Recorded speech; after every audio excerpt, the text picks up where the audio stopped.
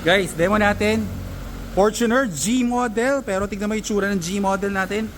In-upgrade natin. Napakaganda na. Kinabitan natin siya ng bumper DRL with sequential lights. Yan, pinalitan natin. Palit yan ha.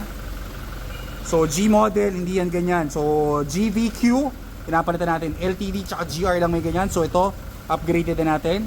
Nilagyan natin siya ng projector, JCL, kasama assembly, wiring switch. Ayan o. G model, pero iba na itsura. Napakagwapo.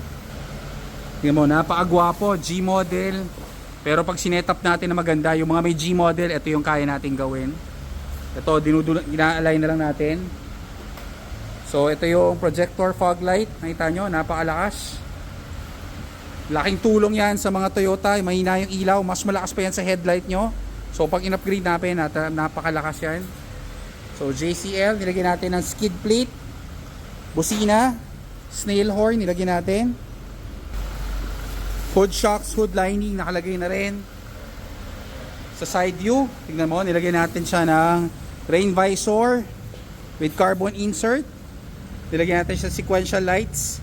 Auto folding na rin to, so pag nilock nyo, tutupi na siya.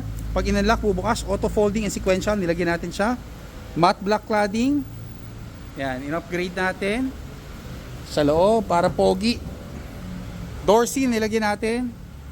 Tapos ito yung latest natin, 3-way dash camera. 3-way dash camera yan, pati loob kitang kita nyo. So compact size siya.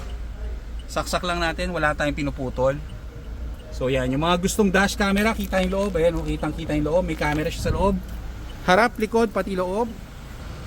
Sa likod, nilagyan natin ng bumper lights. Rear seal, in-upgrade natin. ERD mudguard.